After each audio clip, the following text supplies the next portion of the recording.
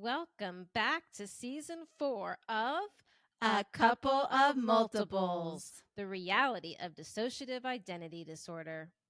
Did you know that according to a recent Harvard study, 93% of people living with DID are initially misdiagnosed by mental health professionals? That's a staggering statistic, and it's exactly why we're here. This season, we're diving deep into clinical interventions. What actually helps when it comes to recognizing and treating dissociative disorders? Whether you're a mental health provider, a supporter, or someone navigating life with multiplicity, this season is for you. Thank you for being here. Please share this episode with a friend, your therapist, psychiatrist, or colleague. Together, we can help improve access to accurate diagnoses and effective, compassionate care. And most importantly, remember that every system is different.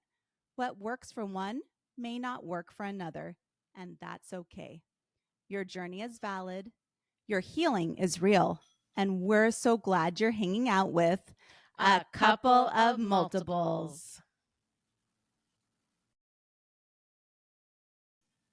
Today's episode is brought to you by Dissociative Creative Explorations is an expressive arts program created by Alex Amar for people living with dissociation.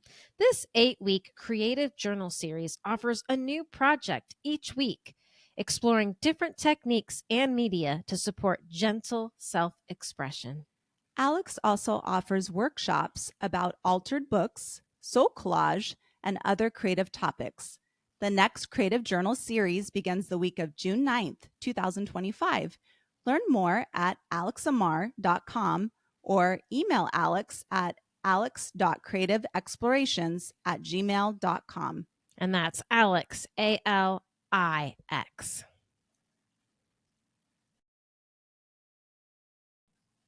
Today's episode is brought to you by Healing Selves Therapeutics, PLLC, a mental health practice located in North Carolina, specializing in the treatment of dissociative disorders and trauma. Healing Selves is committed to serving the plural population through the utilization of EMDR, clinical hypnosis, expressive arts therapy, and other evidence-based practices. Healing Selves was established in 2019 and currently serves North Carolina and Florida. We are committed to extending accessibility and currently accept most commercial insurances, Medicaid, and Medicare.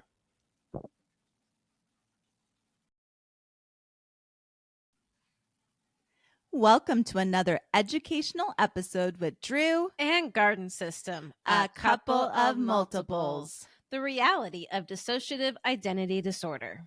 We are super excited to have Amy Wagner, LMFT, LMHC, with us here today to talk about all the things related to EMDR and dissociative identity disorder. Amy Wagner is a holistic trauma transformation therapist who helps people reclaim the intuitive and connected relationships in the most important parts of their lives. She is an EMDRIA approved consultant and advanced EMDR topics trainer. She owns a boutique group trauma therapy practice in Orlando, specializing in working with clients who experienced complex and developmental trauma. Amy loves to use EMDR and expressive arts to help clients on their healing journey.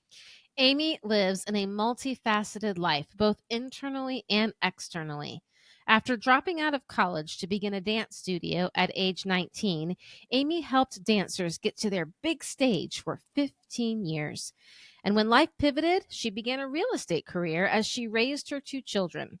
A spiritual calling and her own inner healing led her back to college and then grad school to become a relationship and trauma therapist as her children went off to college. As a therapist, Amy has been transformative in helping other therapists learn to reduce stigma and embrace the healing journey of trauma transformation for their clients.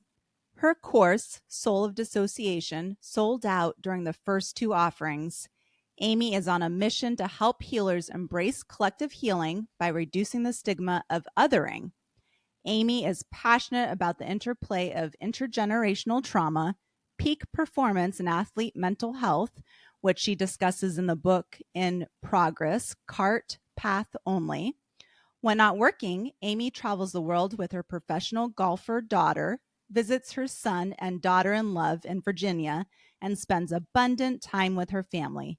She lives in Windermere, Florida, with her husband and sweet golden retriever. Amy, we are so excited to have you on the show today.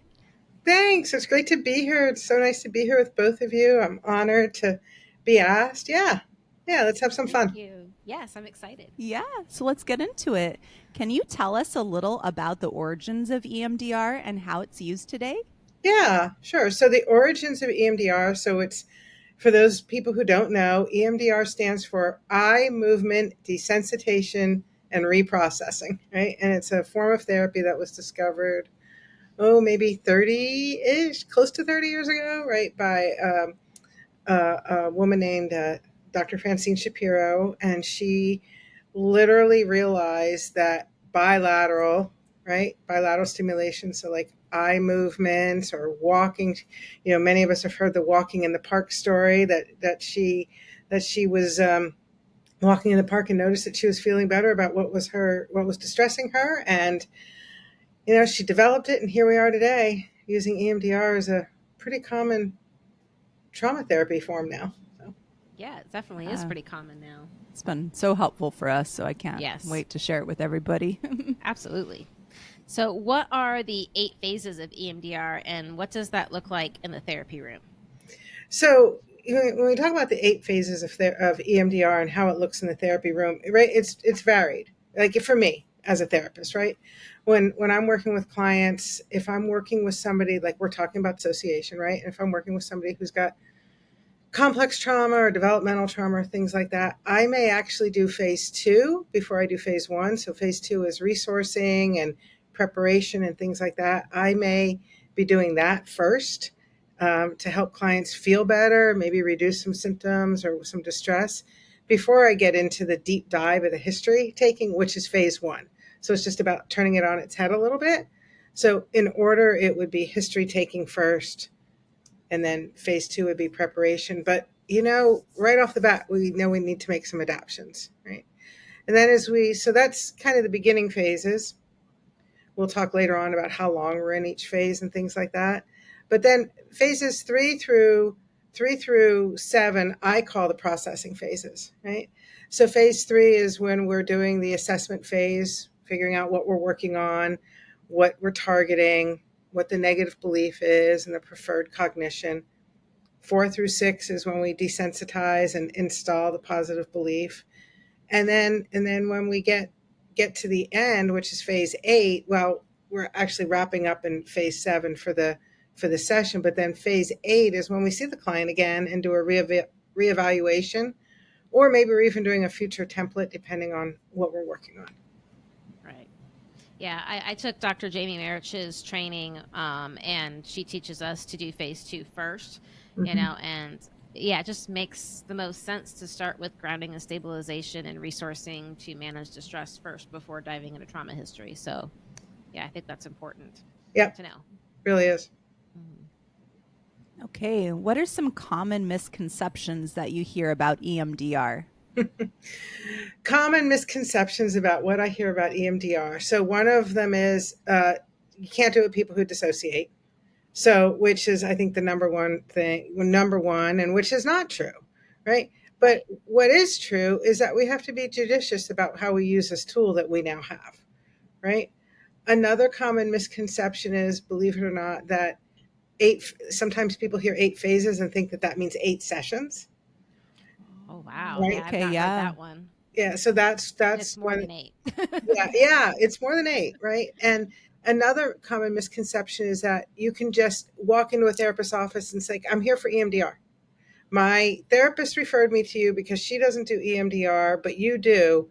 And she said you'll be able to do EMDR with me. And it's like, no, we still have to go through some some getting to know each other, relationship building, understanding what's happening for you, and those kinds of things before we just dive in. Yeah, to you still Trust have is to, important. trust and have a therapeutic relationship. Like EMDR is intensive work, so yeah, you have to Yeah, get to know each other for sure. exactly, and really understand what is what's driving the client's distress. Right? Understand what's happening, and we all know that that takes a while, right, to build rapport so that we've earned the right to hear the client's story. Yeah, I think that's so important. Like I'm EMDR trained, and so I do have therapists send people to me, and it's like there's a little bit of antsiness about getting to it sometimes, Hmm. but there is a process you have to follow. Yeah, exactly. Mhm. Okay, here we go.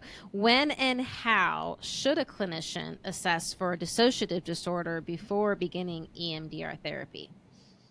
Well, at hello, right? Yes. you know, At um, hello. Love at that. hello, right? You're maybe not doing a formal assessment, but you're also always scanning and looking and paying attention to some of the tells and the signs and things like that. So right away, right? How you do it is exactly what I just said. You're paying attention, you're watching for cues, you're watching for some of the tells, you're getting to know your client, basically, right? Now, depending on the client that you're working with, some clients come in and tell you what's happening that they already know. Some clients don't know. So you'll have to do a lot of psychoed and kind of build up the complex trauma topic. You have to start doing some psychoed on dissociation and all the background things. Sometimes you even have to kind of break down I had the perfect childhood, and you're hearing their story going, no, no, right? Yeah. So it begins right away. How you do it depends on the person that you're sitting with, right? I do the DES. I think it's a great tool to help normalize dissociation with clients. It opens up the conversation if there's some shame, but I don't do it right away in the beginning of therapy. I wait, a couple months in, and then go from there. Okay, yeah, that's kind of good to know. And so for those that don't know, the DES is the dissociative experiences scale, and we'll Mhm. talk more about that in a moment. Um, Yeah.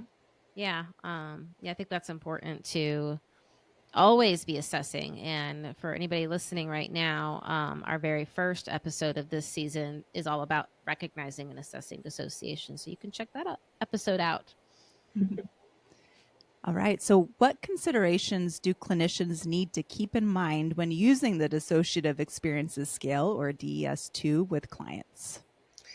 Oh, this is a great question. So, first of all, we as professionals may call it a tool or an assessment, right? Hmm. For clients, this can be a huge point of connection. Right? It can be a huge relationship building. So let's talk about some basic do's and don'ts with the DES, right? Yeah. Don't send it in your intake package for them to do on their own, right? Don't give it to them in your office and say, fill this out and let me know when you're done, right? Make the most of this opportunity. So for me, that looks like I start front loading it maybe the session before or 2 sessions before about, hey, I'd like to do this thing, blah, blah, blah. Talk to them about what it is. What is it, 27, 28 questions? I always forget. 28. Yeah. 28, yeah. Um, I think I get it confused with 20, wasn't it 27 Dresses as a movie, right? I always Oh, so funny. Yes. I always flip that movie. It's been a while. Yeah, I'm unfamiliar with that movie, so I'm gonna have to look I've that watched up. it. it's been a while, right? But Yeah. anyway, so the 28 questions, and I asked them in a way that, I'll probably get in a little bit of trouble for saying this, but like the questions start out with some people, blah, blah, blah, blah, blah, right? Yeah. I always ask it like, hey, have you ever, blah, blah, blah, Yeah. and go into the question. I make it very personal so it Hmm. doesn't feel like a distancing device. I want to make it like I want to get to know you and your experience. Some people are not my concern right now. You're my Right. concern. I I love really And like that. that. Yeah. yeah, and I do that, like I give the whole session time for it so we can really open up and take a look at it and understand what the client's experience, because so many times it's the first time anybody's asking those questions. True. Hmm. So, Yeah, I know when I do the assessment and use the DES, like I'm really more interested not so much in their answers, but like how they answer it, watching them as I ask the questions and exactly. looking for the cues of, oh, they might be having an internal conversation about the answer of that number. So, yeah, I think That's there's right. a lot that you can gain by observing and giving it rather than just sending it off in the intake paperwork for sure. Right. Exactly. Exactly. And it goes, I mean, I think of it more of a relationship building tool than an assessment, right? Because if done right, it sends a message to the client of, I want us to get to a place where you feel safe here. Yeah. Like your experiences matter. And I recognize these questions may feel hard. They may feel like um, you don't want to answer them or you don't want to let somebody else know that you have these experiences. And this is how we start being able to make it okay.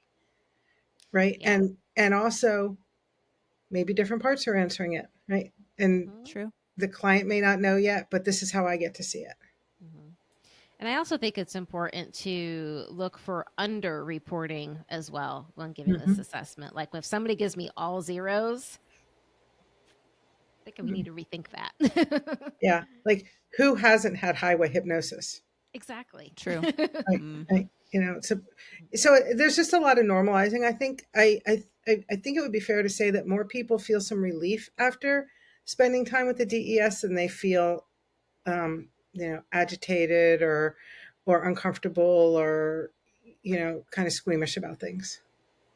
Yeah, absolutely. Thank you so much for sharing Really that. good tips. Yes. So, when should someone with dissociative identity disorder consider using EMDR as part of the therapeutic process? Well, so I'm an EMDR therapist, right?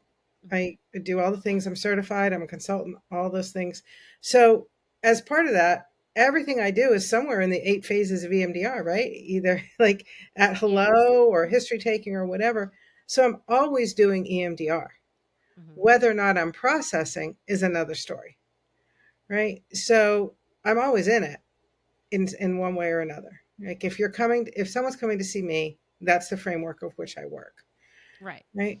I also so thinking about that framework, depending on the client and what's happening for them, if they're in great distress, but I wouldn't be ready to do standard processing or something like that with them, I'll use an early intervention tool with them from EMDR to Hmm. help bring down the intensity, um, which is just a really kind of a great tool to help them see that some processing can work, but yet we're not getting into the deep stuff yet. Yeah. So there's like a whole bunch of options we can pick from of how to bring down distress. Yes. So again, Yeah. it goes back to the person you're sitting with of Yeah. And everybody is where I'm going to different. go in it. Yeah. And every client's unique and different, and some resourcing tools work better for others, you Hmm. know. Exactly. And within the clients, right, within their systems, Hmm. right? Some resourcing tools work great for different parts. I have a I have a client I'm working with that depending on which parts are processing depends on which way we're doing the processing. So, Awesome. Thank you. mhm. All right. What precautions should clinicians take when using EMDR with clients that have DID? My again, somebody else may have different opinions, but my boundaries are um, my number one precaution. And let me just say, like when using EMDR, we're talking about the processing phases right now, right? Right. When we're doing that, right, Hmm. is we have a pretty good understanding of the client system of parts. We understand who's who in the system is pretty much. I realize we never know everything, but we do have a good understanding. We have a good understanding of the relationships between the different parts and the parts of self and whatever people want to call it, most 2025 self or whatever their language is, right around that. And we have some sort of some sort of semblance of co-consciousness and an understanding of who's showing up for what piece of work and how are we attending to the parts that don't want to be there, don't want the work to be done, or something else. Right? It's a very collaborative experience with the system.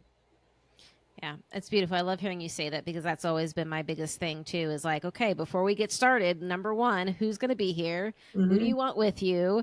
Who doesn't need to be here? And who's going to alert us if we need to pause, stop because somebody's not where they need to be, or it's just, Mm-hmm. we just need to pause, Yeah. and having that kind of all put together. I know when I do it as a client, I actually have it written down on these little like craft puzzle pieces and I lay everything out, and with my clients, I have the whiteboard and they have their pieces that they've made Yep. and we put it on the whiteboard and we literally draw it out so that they can even see it too, as a Yep. reminder of where Exactly. everybody is. And that seems to really help. I love doing that. I do a version of that as well. And I don't know if you can see it behind me now. I think it's out of view. I use a sand tray a lot. We'll set Yes. things up in the sand tray and then process from there. Oh, I like that idea. Put it up in the sand tray. Oh, we have new I ideas. love the sand Ooh, tray. Mm. sand Sand tray is tray's great. awesome. Mm-hmm. All right. So, how can clinicians feel more confident in proceeding with the reprocessing phases of EMDR with clients that have DID? And I'm asking this question because we've talked to a lot of people who have seemed to start doing EMDR, but like they never seem to get to reprocessing, or the therapist kind of starts to back out. And a lot of people, like I see it all over social media all the time, you shouldn't be doing EMDR with people with Mm. DID in the first place, but like there seems to be a lot of fear around getting to reprocessing. So, yeah, how can we help clinicians feel more confident in moving forward? Well, one of the ways, I'm going to go on my little soapbox here. This is Please where I do. say, welcome to my TED Talk. Um, I do feel that we need to do a better job in EMDR basic training of helping clinicians understand how to work with dissociation, DID, any kind of form of neurodivergence, right? That shows up as a result of complex and developmental trauma, Yeah. and normalize it. And EMDR basic training, and you probably know this from your training, is taught for a single incident, right? Yeah. We don't have single incident clients walking in our offices anymore, right? In fact, can I share a quote with you? Yes, Yes, please do. please. I wrote it down earlier. I Yay. shared this in a training a couple years ago, and somebody told me, hold on to that. Complexity is the norm, and we are still talking about it like it is the outlier in EMDR. Oh, I love So that. It true. is it's common. Yes. Right? So, Oh, say it again. Say it again. okay, I did stumble a little bit. Complexity is the norm, and we are still talking about it like it is the outlier in EMDR. Beautiful. I love it. It's a good one. So it goes back to how we're training people, right? Right. Yeah. We have to do a better job of preparing them for all phases of EMDR with clients, right? And make an assumption that if there's complex trauma, dissociation is going to be coming right with it, Hmm. some form, somewhere on the I spectrum. love your quote from Dissociation Made Simple, where you said, if trauma walks through your door, then dissociation parked the car. Hmm. That's my favorite. Yep. Fabulous. So we start with the training, right? Mhm. And then from there, it's consultation, right? Yes. As EMDR clinicians, we're in consultation and align with a consultant who's heart centered, who has a really healthy respect for understanding dissociation. I'm not saying that everybody needs to work with a consultant that has lived experience or something like that, but find somebody who takes a non-pathologizing view Yes, that's and can important. help and can work with them and really understand that you can absolutely do wonderful EMDR work with clients who experience dissociation, but you have to be prudent in how you set things up. Yeah, And it's a absolutely. collaborative experience with your client. You don't tell them what they're going to do. Yeah. That is so important. Yes, it is a collaborative experience, and I like that you mentioned like there are a lot of singlet therapists that don't have DID that are amazing and do a wonderful job, Mhm. and they really know what they're talking about. And then you have therapists that do have DID, and that lived experience does bring something to the table. So, I mean, it's just finding somebody who just has the experience. Exactly. Exactly. Hmm. Yeah. Yeah. Okay, so what are some helpful resources or strategies to implement to help prepare clients with DID to process trauma with EMDR? Phase two, right? Hang out in phase two for as long as it takes. And as long as it takes can mean, when I say this in consultation, people go, oh my God, it can take years, Yeah. right? It can take years. And there's nothing wrong with that because good work is happening in those time periods, right? You could be starting with just reducing anxiety symptoms all the way up to understanding a robust system and how that system serves the person, right? And here's the secret too. Sometimes when you've done a really good phase two and you're doing relational work with the client and you're doing a good attachment work with the client and your therapeutic relationship is solid, you may never get to processing phases because you don't need to. Oh, I like that. Because the Remember, relationship is so important. exactly. It's right. You know, we're hurt in relationship and we heal in relationship. Yeah. So And true. if the client can get to a place and say something to you like, yeah, that thing happened. It was terrible. It should never have happened to me, but it wasn't my fault. It's the fault of the people who are supposed to keep me safe. There's nothing left to process, right? It's beautiful. Hmm. Yeah. So, so I think, you know, the question is about helpful resources and strategies. It's in phase two, really developing, like I said, the part system, nurturing figures if you need to do that, if the client doesn't have people in their life to be supportive, installing nurturing figures, doing the grounding skills, the resourcing skills, those types Hmm. of things. Yeah, I like doing the nurturing figure, protective figure, wise figure. Mm-hmm. I like doing the container and then like clients seem to like some clients seem to like calm safe place and then not like light stream, and then some clients like light stream and don't like calm safe place, and like, and that's okay, like that is okay if something doesn't work for them, like that's why we have multiple resources to choose from. And sometimes resources work for some parts and not others. Right. And sometimes some resources will work for some part of the journey and not for other parts. It'll change.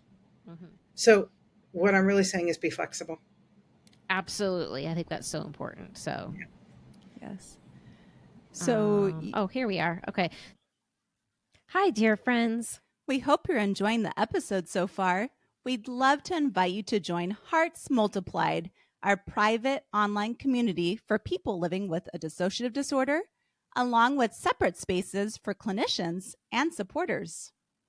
Inside Hearts Multiplied, we host live events just for you, including social hangouts, little story time, teen D&D campaigns, online gaming like Minecraft and Mario Kart, and vibrant message boards on topics like intimacy and OEA. We also offer a supporters group and a clinical consultation group for therapists working with dissociative clients. And we Garden System facilitate 8-week peer coaching groups where we work on internal communication and personalized healing goals. To learn more and sign up, visit acoupleofmultiples.com. We'd love to have you. So how will a clinician or even the client know when they are ready to move to stages 3 through 7 of EMDR? How will a client or clinician know when they're ready to move through phases 3 through 7? So let's talk about what things I feel are good to have in place to know, right? The things we talked about, but then there's some logistical things, right? Like I'm not going to go into processing with a client if they've got a big life event coming up, right? Mm-hmm. Like if they're getting married or they're moving or changing jobs or right. I don't want to shake the stability too much, kind of, right? I'm not moving into processing with somebody if I've got a big life event coming up or something's right. Like if it's I take 2 weeks off over the holidays, right? So if we're coming up on those weeks, we'll say, hey, we know our January plan, Yeah. right? Because it's a collaborative thing. I'm in it, they're in it, right? We both have to be ready. If there's something else going on that doesn't feel a medical event, right? Anything that could feel therapy disruptive, we would be waiting, right? So we clear the decks on those things. then if life is calm, if we've done all the prep work and the client's like, Amy, this thing XYZ still really bothers me. I think we need to get processing on that. I'd be like, let's do it. And then I'll explore, okay, are we going to modify standard protocol? Are we going to go right into standard protocol?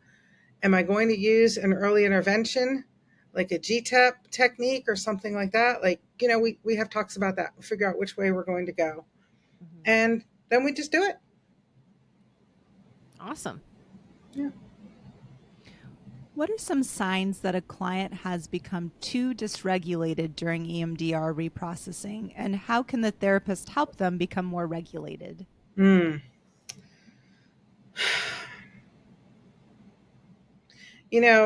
Everybody talks about like the window of tolerance or the wheel of awareness or all those things, right? Mm-hmm. I think first of all, we have to be able to learn to tolerate some dysregulation, right? Mm-hmm. It's okay. If they're in my office and we've got time to get through it, we work through it. We might need to work through that and just let it be there and ride the wave with it, right?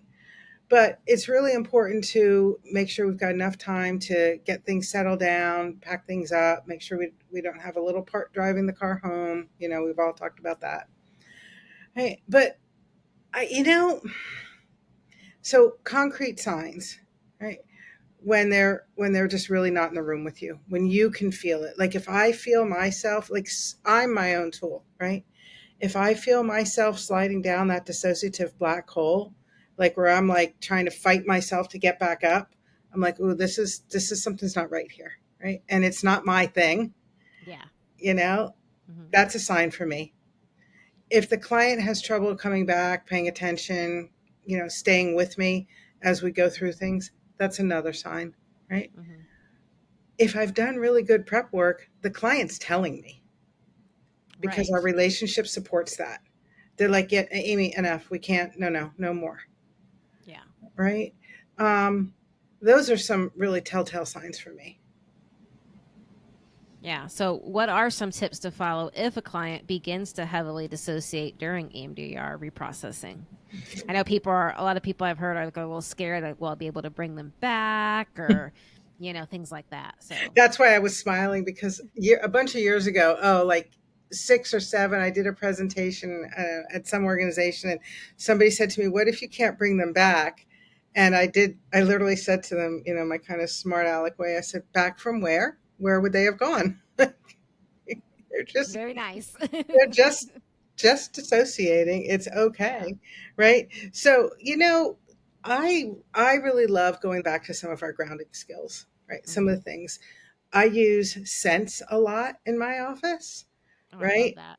Mm-hmm. I will just show you, like I've got lavender lotion here and I use this so subtly the way I set this up. So let's go back to phase 2 for a moment, right? Okay.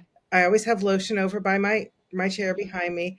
And while we're doing phase 2, every once in a while, like over the weeks or months or whatever, I'll say, oh, I'm just going to put some lotion on my hands. It smells so good. Do you want some?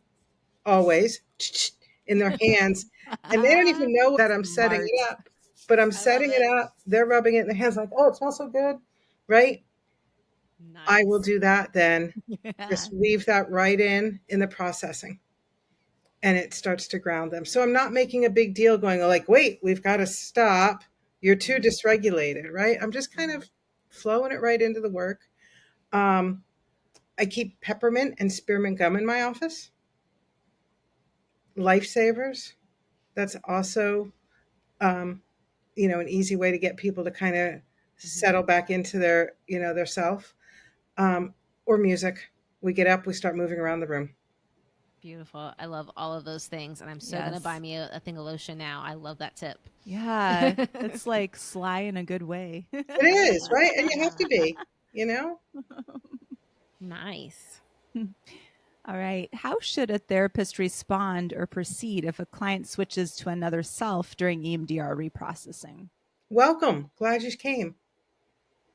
Beautiful. Such a short, sweet, simple thing. Why, hello there. So glad you're here. Yeah. Nice to meet you. Oh, or whatever, Mm-hmm. But in all seriousness, I mean, just just like somebody came in the room, right? Because that's essentially what happened. And, maybe we'll check and see if it was unplanned, right? Yeah. An unplanned interruption. Um, are you okay with what we're doing? Is there something we need to know? Right? I Yeah, take there's it. always a reason. Right, There's always right. a reason why a Mhm. self shows up. Yep. Exactly. Right. So I want to know that. I take a curious approach. Yeah, being curious, I think, is the best approach to have with this. I know I've said things like, "Oh, I'm glad to see you here. What brought you out today?" Hmm. You know, um, just find out. Like, talk to them. Yeah. Like sometimes it's like they were part of that memory, or they're upset by what's happening, and they need to see what's going on. I think there's Mhm. a lot of reasons people will switch during the reprocessing phase. Or even Mhm. even they may not fully switch. It just may be, some more co-consciousness where Yeah. the whatever most 2025 self. I struggle with that language right now. I don't know why. I don't usually, but the past couple of months I've been finding myself finding difficulty with the words for that. So I use my client's language, right? When they talk about, Yeah. the client, the person of the client. Um, but I think it's just, I, I think it's just something that people get afraid of, like it's another level. But I Hmm. just normalize it and let it be part of the session. Absolutely. So, what are some resources that therapists can teach clients to use in between sessions to prevent dysregulation? Same thing we do in therapy. Take home the tools that we do here. Hmm. Yeah. Yeah, I like to, like one of the beginning homework assignments is to create the emergency coping skills kit. Hmm. Yeah. Yeah. Have something, because when you're dysregulated, like you don't think to remember 5 4 3 2 1 or rainbow grounding or to use container. Hmm. You know, um, I used to have a little box and I had all these index cards in the box, and on each card was a different skill to use. And you could pull So it out, kind of and I could thing. pull it out and like, okay, I could try that. Okay, I could Yeah. try that. You know, yeah, and that has been helpful, for clients to have, like, oh yeah, I have a list of things I can do. Like I know what to try. Keep it on their phone, right? Yeah, exactly. Yeah. Keep it on their phone. Add to it, like make playlists, make photo albums, right? Have a photo album for maybe different things that commonly show up, like on their phone, right? For Yeah. that commonly show up. I have a client who has a therapy suck today playlist, and I'm like, okay. And an evil woman is on that playlist, referring to me. Okay. That's awesome. Just find. But you're right. A list somewhere to go where it's telling you what it is, so you don't have to think about it. Is really, all kidding aside, is really important. Yeah. Yeah. Yeah. I know a lot of people I've talked to that have tried EMDR that stopped doing it, felt like they were too dysregulated and that it messed them up too much. But I'm just thinking now, like maybe they didn't have some of these tools, some of these skills where they didn't spend long enough in phase two, maybe. Hmm. Hmm. But yeah, I have found EMDR so helpful, even though it does really it's painful at times and it sucks. You can, Um, yeah. yeah, having good tools is really important. Yeah. And also thinking too, like, there are times where, and I'm thinking about myself as a client, like where we've been working on one, like in phases, the reprocessing phases, and we're just kind of stuck at that 9 out of 10, 10 out of 10, Hmm. 8 out of 10, and that can go on for quite a few weeks. And Hmm. then, like, boom, it's suddenly down and it goes down fast, like, Right, right. Well, as we're talking about this, it is hard work, right? It is really the processing phase is it's hard work. It's hard work for everybody in the room, yeah, right? It's hard Yes. work for the client. It's hard work for the therapist, and it can be painful, like Drew said. But like, I think it's important to also remember the client's always in charge, right? yeah, exactly. So we can pause when we need and do all those things. The other piece is you were talking about, like, we're stuck at like the 8 or the 9s or whatever, like before the suds start coming down. Hmm. Sometimes it takes a couple weeks, months maybe, for information to kind of get through the system channels, right? The whisper down the alley effect that happens in the system. Yep. And once that happens and everybody's kind of like, oh, help did come. We are feeling better. Yeah. Right. It's like a watershed moment, right? Where it just, things, the healing's happening. Yes. Yeah, it is. But to speak to your point about people saying they've had a bad experience or, or harmed through EMDR, that Yes. can absolutely happen, right? Yeah. We're talking right now about some pretty advanced things to do in EMDR with clients to keep clients safe, right? And keep therapy safe, right? And when folks go in there and they just, they're meeting them once or twice, they're like, okay, we're just going to do this thing, and they start, doing the eye movements and go into the processing phases, that can be a disaster. Right. And we as a field should be way beyond doing that anymore. We know better, and it's wrong. Right. So I want listeners out there to hear that, to hear if a therapist is moving to the reprocessing phase too quickly after just a session or two. That's a red flag. No, it's a huge red flag. Yeah. So please know that it's very important. We want people to have a good experience with this, and we want to give people hope. Yeah, exactly. Yeah. Right. It does take a long time. It takes a long time to get there. One of the beautiful things about EMDR is that it's flexible, right? Like there is a standard protocol. And for those of us who are practicing EMDR, want to stick to the fidelity of the model as much as we can. But Francine Shapiro said, and it's in the definition of EMDR, that, when clinically appropriate, we can do the phases in different order. We can reorder the three prongs, the past, present, or future, right? We have a lot of flexibility. So use that flexibility in a way that suits your clients. Right. Yeah, you still get to use your clinical judgment. That's right. No one's taking that away because you've learned a new tool. Right. And I think it's important too, from my own experiences, that you can take a large trauma memory and break it down into little pieces and reprocess that. So, if this is a scary thought for you, just know that you could take just a little part of it and do it with that. So, yeah. Anyway, the tip of the finger approach. Soapbox. Yes. Yeah. All right. When should clinicians or clients not pursue EMDR when they have DID? So when should clinicians or clients like either or not pursue EMDR? Yeah. When they have DID? I think if there's some comorbidities, right? If you're concerned about, and I don't think it's that they should not. I think there should be more pausing, right? Right. Maybe there's personality disorders. Maybe there's something else going on. Maybe you're not quite sure if there's not some psychosis happening or something like that. So being really clear on any comorbidities and anything that you're unsure about, get consultation on before you proceed. Right. So I think it's a little bit more of pumping the brakes, but not definitely throwing. I don't think throwing it out altogether is necessary. You might be able to use some of the non-processing phases to help the client, right? Okay.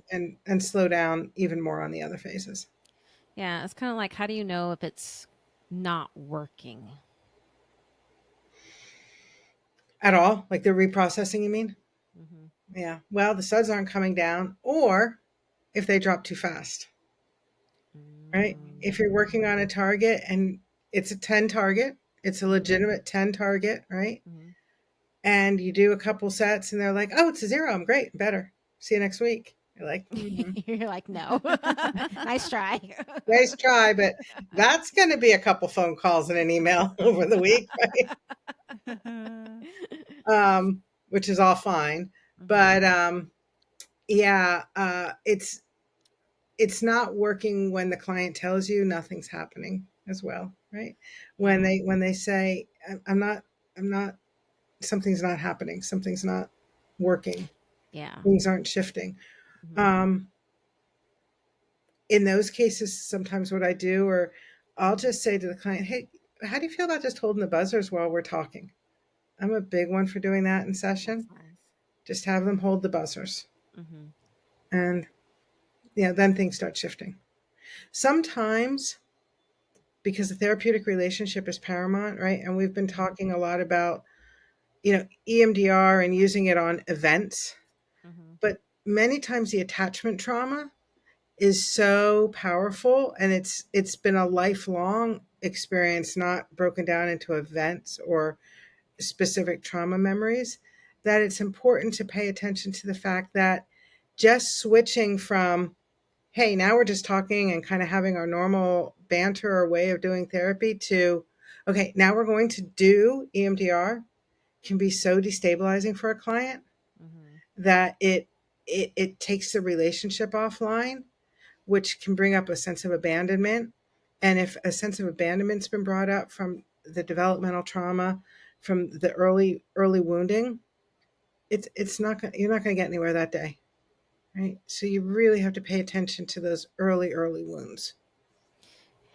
Yeah, I think I'd like to talk a little bit more about that before we go to the next question of like the early childhood stuff. So Sure. just kind of, you can go ahead and like be on your soapbox or Back to my breathe. TED Talk. Yeah, back to your TED Talk.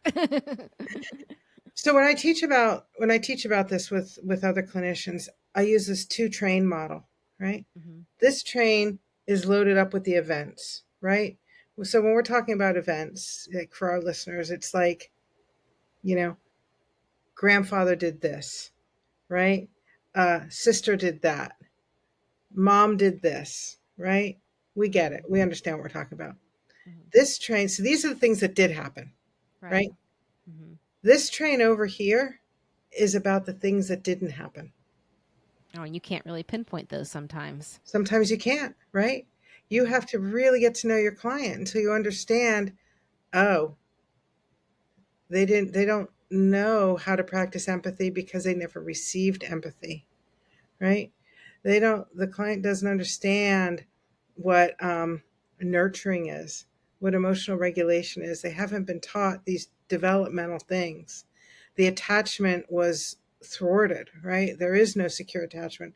Client doesn't know how to feel safe in their body, let alone safe in your therapy room, right? Client doesn't have a felt sense of safety yet, right? They don't feel safe in the world. So we have to work on this side of things before we can work on this side of things. If you try and do this side first, you're going to get in trouble. Right? That makes Got to so much work sense. from the lens of what didn't happen first. Mm-hmm. Important. That's why you do Yeah, those nurturing figures, right? that's right. Yes, nurturing figures. Whew. I do have a question. It wasn't part of the planned one, so just let me know. It's okay.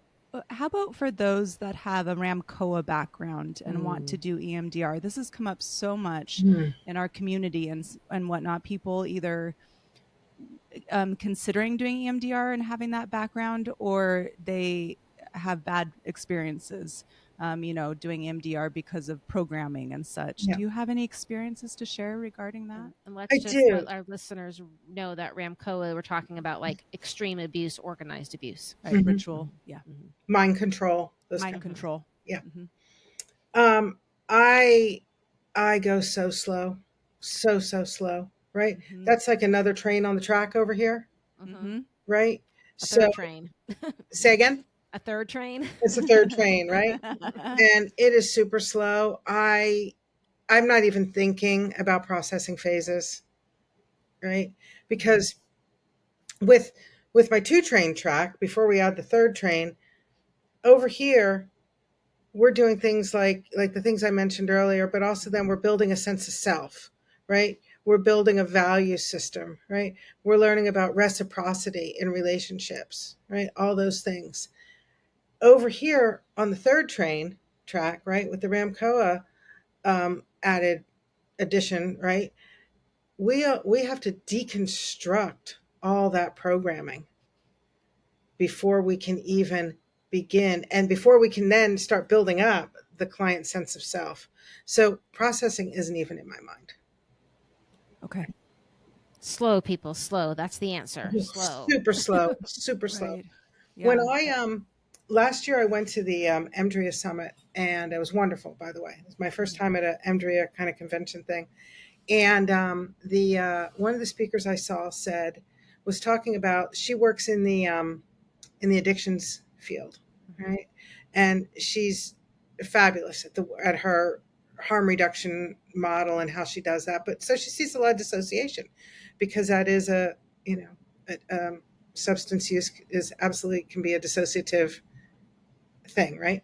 So anyway, so she was telling us that our job when we're working with clients who are going to be in long-term therapy is to be thinking about the next therapist and making sure we're teeing up therapy in a way so that by the time the next therapist comes along, right, they can just slide right in and keep going.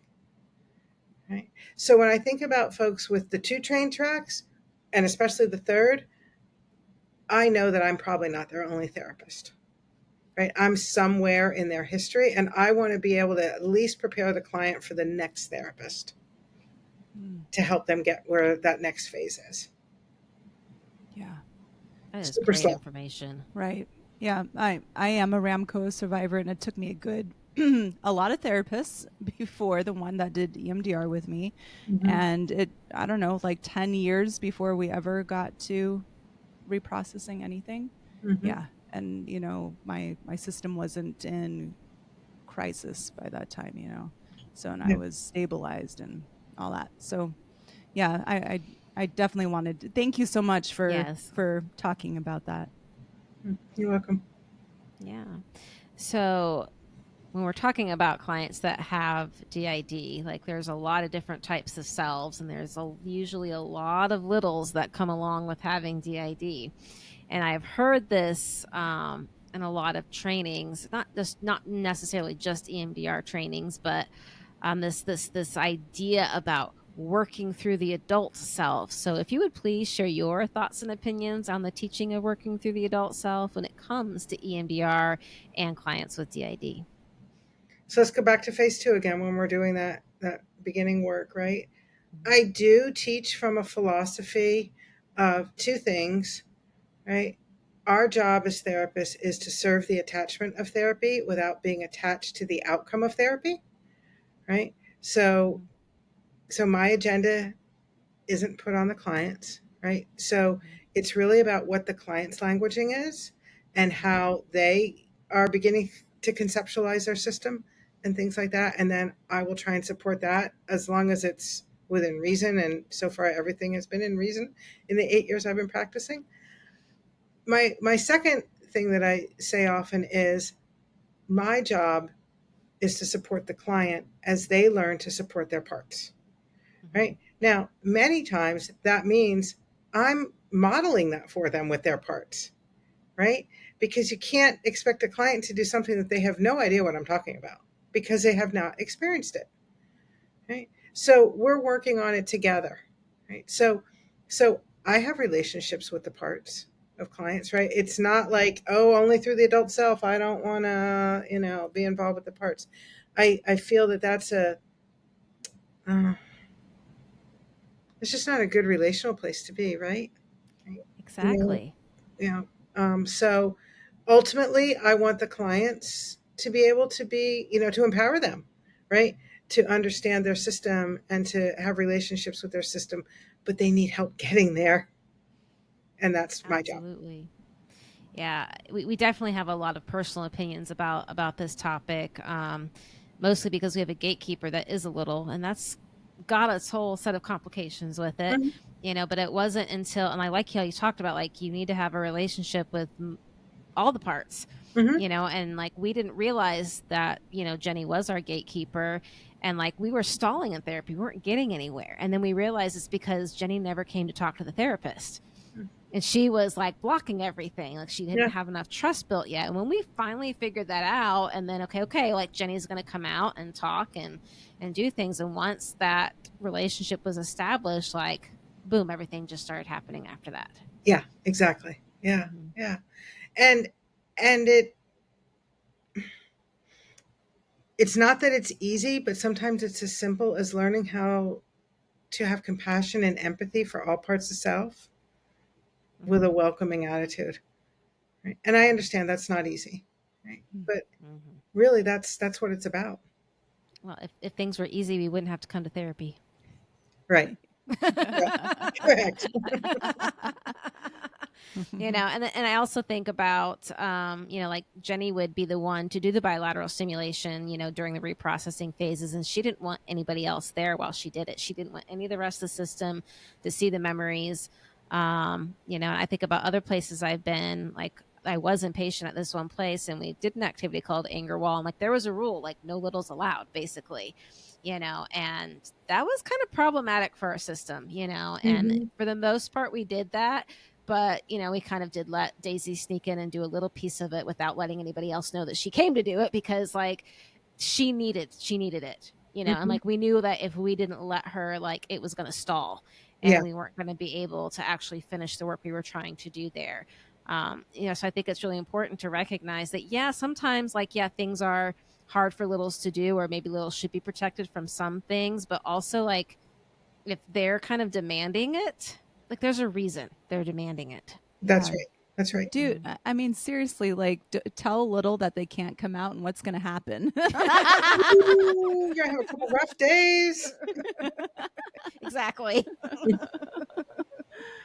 Oh. So I know our listeners are going to want to follow you and sign up for your trainings. Where can they do that? So they can go to my practice website to learn more about me, which is growingbranches.net, or on the training side, it's theamywagner.com. Very nice. And we'll put those links in the show notes. Yeah, and my social links are on all of those for Facebook, Instagram, LinkedIn, all those things. Perfect. Amazing. All right. So, what are some last thoughts that you would like to leave with our listeners today? So, last thought. So, if I am, for the clinicians listening, right, especially clinicians that are really wanting to understand more about dissociative disorders, or as I like to say, dissociative responses, first of all, thank you for coming, right? And don't be afraid, right? Yeah. This can be some of the most rewarding work that you do, right? And we need great clinicians doing great work with their clients. So thank you for coming. Thank you for your interest in listening and learning. For the clients, right? Remember, you get to be the architect of your own healing journey. And if something's working well, keep doing it. If it's not, start talking to people.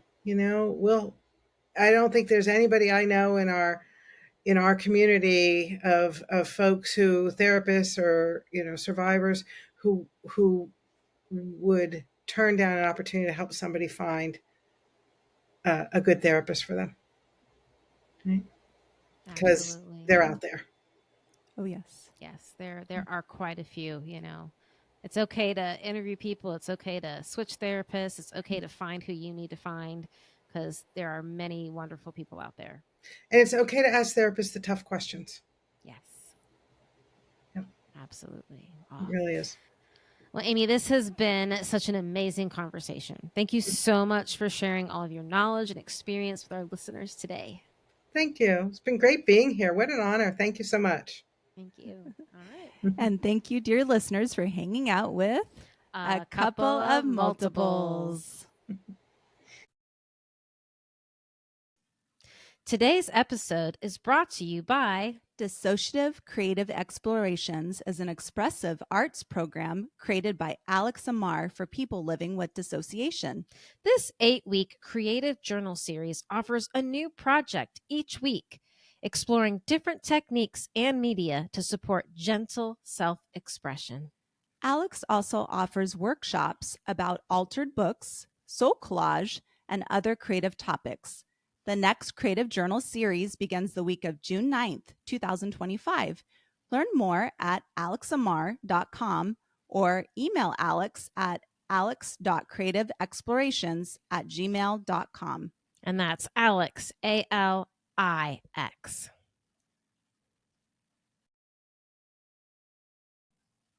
Today's episode is brought to you by Healing Selves Therapeutics, PLLC, a mental health practice located in North Carolina, specializing in the treatment of dissociative disorders and trauma.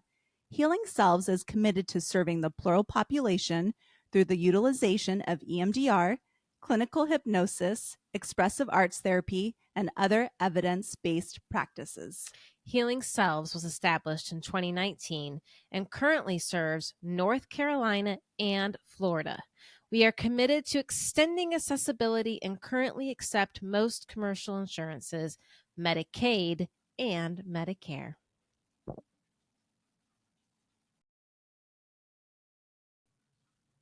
Thank you, dear friends, for spending time with us today. We're so grateful for each of you and all the important work you're doing. Whether it's supporting others or navigating your own healing journey, we hope this episode brought insight, encouragement, and something new to consider. If it did, we'd love for you to share it with a friend, your therapist, psychiatrist, or colleagues. It's one more step toward changing how the world understands DID. And just a quick reminder, this podcast is for educational purposes only and is not a substitute for therapy. Listening does not create a therapeutic relationship with the hosts or any guest speakers. Until next time, take gentle care and thank you for hanging out with A couple of multiples.